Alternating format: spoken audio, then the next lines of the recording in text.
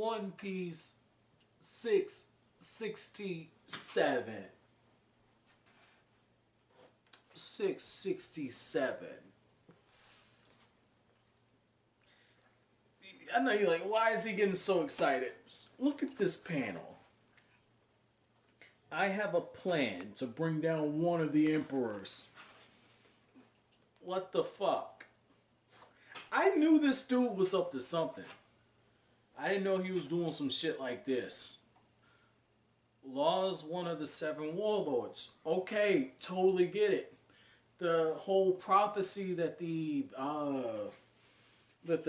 supernovas would bring blood to the new world. Didn't forget it. But holy shit. You mean to tell me Law wants to form an alliance with Luffy to bring down one of the 4 warlords? Which one is it? Is it Shanks? Hey, it's not Shanks. Shanks versus Luffy, final fight for the One Piece. I'm calling that. But, or Shanks and Luffy versus Blackbeard for the One Piece. But Big Mom, maybe, because Luffy has interest with her. So Shanks is Blackbeard too early. Too early. What's the other one? Kaido. Maybe Kaido. Maybe Kaido. Leaning more towards Big Mom because that's a loose end that Oda got to tie up right there. So, like, is it Law and Luffy versus Big Mom? Holy shit. Okay, backtrack for a second. I don't even want to re-record this because I'm like so fucking excited, man. So let me get this shit straight. So Law, first he says like, yeah, you know what, Caesar, I'll work with you. It's okay. Now it's just like, yeah, I'm upgrading. I'm upgrading. Luffy is a better ally to me, and one of the things he says, the only way to survive on these seas. Only way to survive is to either try to become an emperor or to ally yourself with one. And he says, you don't strike me as the type to follow after anybody. Luffy's like, no, I like being captain. I'm the captain. So you want me to ally with you? That's cool. I'm the captain of this alliance. Like, that's the type of shit that Luffy would do. And so that's like another thing right there. It's just like, Oda's setting this shit up. Go back to Fishman Island, where in Fishman Island you have Neptune, King Neptune, when he's speaking to Jinbe, and he says, I would love to have the Straw Hats Jolly Roger flying, showing the protection of Fishman Island. Luffy's just like, yeah, I'm going to make this my territory, you big snaggle tooth looking bitch, when he's talking to Big Mom. And now you got this shit, this line here, okay, where Law's just like, the only way to survive, I'm going to read this shit verbatim. He says, there are 2 ways to survive on the sea. Affiliate yourself with an emperor or try to be one. So, this is what I'm thinking. I'm thinking Luffy and Law are going to take down one of these fucking emperors and take this title. And it would make sense, because Oda set it up for Fishman Island. He's going to take down Big Mom, and Luffy's going to replace her as emperor, or Law's going to replace her as emperor. But given the fact that like Law already kind of has an island right now and is doing all types of shady shit, Luffy will probably just broker the deal. Like, we'd be co-emperors, and you just give me Fishman Island. You know, I got you know, Wimpy Hoshi over there to take care of. So I mean, that was interesting. So with that being said, now that I got like the exciting part out, because like I wanted to do the review on Luffy's growth and everything, and I kind of had the review in my head towards the end of the chapter, and then I just got to that part, and as you guys know, like I'm reviewing but I'm reacting, so every now and then you get these chapters where it's just like, dude, it took you a second to kind of get there. It's because I read and then I cut the camera on, so you guys get a true, passionate, in the moment kind of response to some of these things, man. Like, I can't do reactions and everything. Like, I tried it, it's not that interesting. So I mean, this is about the closest you can get, man. But holy fuck. So now that that's out the way, Luffy's growth. I was very impressed with this, okay? Because on one hand, Luffy is a big idiot. He runs right into the trap. You know, the Yeti Cool Brothers are looking like, yeah, people can't for to not follow footsteps. They're just curious. And Luffy and Franky, they go right over the fucking ledge. Right over the ledge. You think nothing of it. And Luffy's just like, oh shit, there are spikes. I'm like, oh, this ain't gonna end well. This ain't gonna end well. Luffy, gum fruit, rubber, that's gonna hurt. Luffy automatically uses the hockey, hardens his fist, busts all that shit up, and then it's like, oh shit, he's gonna be tougher than we expected. And it's going back into what was said a few chapters ago, where they're like, yeah, I would have thought a crew that is as feared as Blackbeard, which says a lot about how the world government now views them. Whereas, because Aokiji is like, hey, we need to eliminate them. Now they're a real threat. So now you're getting what you wanted, you know, because they were like, be careful. One of them was worth 400 million berries, and they've been inactive. So for the bounties to not rise, it says a lot. Luffy's showing it. And he gives that line where he says, yeah, Rayleigh told me when you bounce off attacks, don't waste them. Give them back with twice the force. And it's just like, oh, holy fuck. I thought up to this point when Luffy was getting hit with cannonballs that he was actually aiming. He wasn't aiming. I was just blind luck. Like, this dude does some shit with his fingers, kind of like how Chopper does, and he kind of hones in, and he's firing back the attacks. This was really good. This shows growth, and this shows me, okay? Like, even though we saw Luffy kind of just drag his nutsack across Hody Jones a little bit, Luffy, now we're seeing it. Like, when Luffy gets a foe that's going to take full advantage of all his training with Rayleigh, that's going to force him to use every nook and cranny that Rayleigh has taught him to uncover with this hockey stuff, Luffy is going to be an intelligent fighter.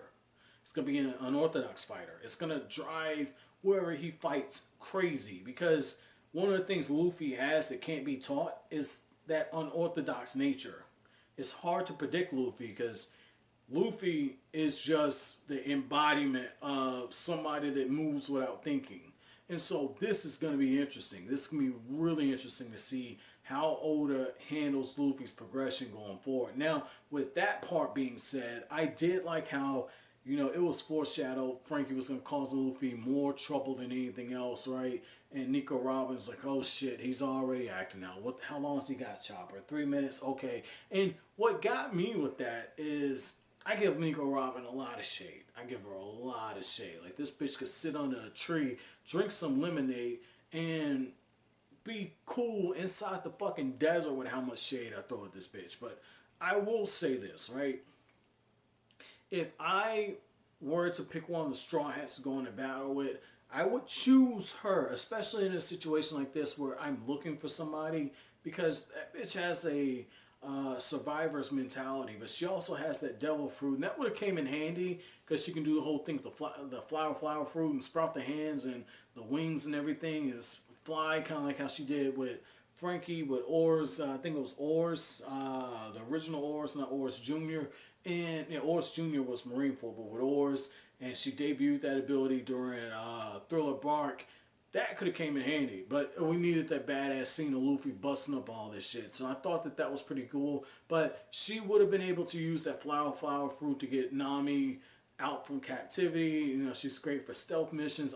I would have thought that. But the thing is like, Luffy, you don't think of stealth when you think of Luffy. So that's like the thing. You literally needed Luffy and Franky there. The big lovable idiot inside of Chopper's body, raging out of control, and you needed Luffy. It's just like you have the two worst Straw Hats ever on a rescue mission. Like that was a lot of fun to see, and I like how Nami is just like, how do you use your most powerful attack on Franky, and Franky is your fucking ally? And at one point, the Yeti brothers are going, are they fighting? Are they infighting? What's going on with these guys? What the fuck is happening? And that was such a true thing. It's like you're thinking, what the fuck is going on? So I did enjoy that aspect of it. I really like seeing that, and I like how 1 minute Franky's throwing down with Luffy, the next minute he's throwing down against him. You couldn't really predict it. But the other thing about this chapter, outside of the revelation, where Law just kind of flips the script,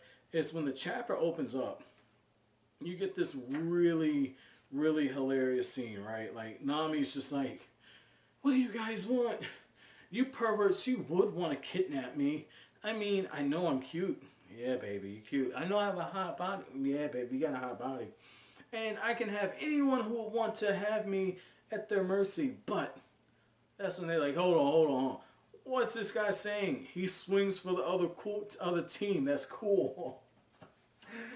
Oh shit, man. Like, I didn't even think of that shit. I didn't even think Nami would pull this bullshit where she's trying to seduce her way out of trouble and she's in Franky's body. I didn't even think of that. And Oda just takes the opportunity to say, Franky swings for the other team. Why do you think he splashes everybody? Like, Oda just trolled both characters without even, like, effortlessly. Effortlessly. I thought that was pretty interesting. Very interesting to see that. But, you know, the other thing is, you know, they want Franky's body because Franky has Dr. Vegapunk's lasers in him. They say, hey, once we get these lasers out, you can dispose of his ass. We don't really need him. So, I mean, I thought that this was really interesting. Overall, this is a really cool chapter. For me, for my chapter question, I'm just going to keep this one simple as fuck with you guys.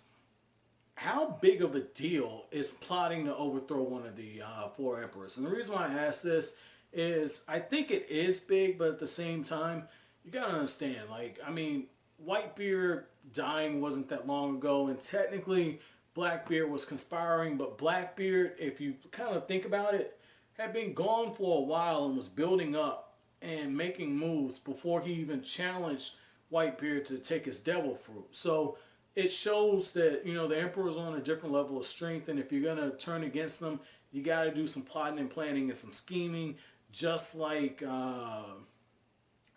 Blackbeard did. So where I'm thinking this whole thing with Luffy and Law's going to go is on some real shit. I think Law's going to do his own thing. I think Law's probably going to target another Emperor, and I think Luffy's going to say, like, hey, like, I don't do that shit. I run into one of these Emperors, I run into them, but, you know, you do what you do. I don't see these two working in an alliance like that. I don't see it, though at the same time, I could kind of see it, since Luffy feels indebted to Law, and if Law is as crafty as I think he is, he might find a way to kind of twist that on Luffy. But let me know what you guys think, and do you think an alliance with Luffy and Law would fail, or did you think that? But, as always, guys, if you like anything I had to say, don't forget to comment, rate, subscribe, share. Thank you so much for watching the video, guys. Have an awesome day.